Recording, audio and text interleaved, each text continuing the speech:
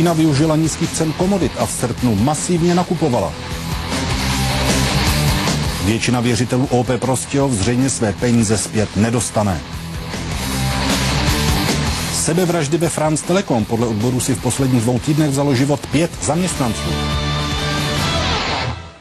Dobrý večer, jsme tady s ekonomickým souhrnem dnešního dne. Čína jako exportní gigant zažívá nečekaný šok. Její vývozy totiž v srpnu rostly pomaleji než dovozy. Podle ekonomů je to ale jenom chvilkové zakolísání. Číňané totiž využili své úspory a začali nakupovat.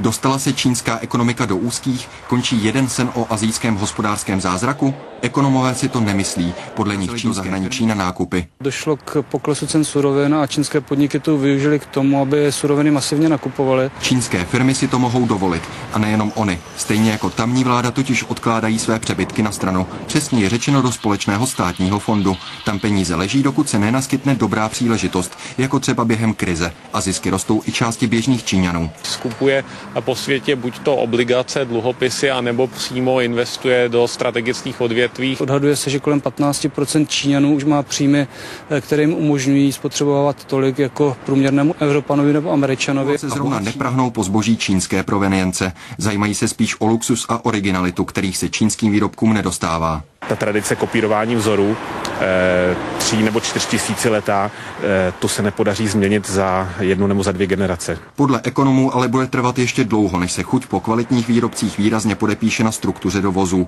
Do té doby může Čínu ohrozit spíš vlastní finanční trh. Banky jsou v rukou státu, který tam drží většinový podíl a úvěry se častokrát mohou poskytovat na politickou objednávku. Úředníci přitom nekontrolují, nakolik je která půjčka bezpečná. Takové chování by mohlo brzy přivodit čínskou finanční krizi, podobnou té americké. Michal Kebort,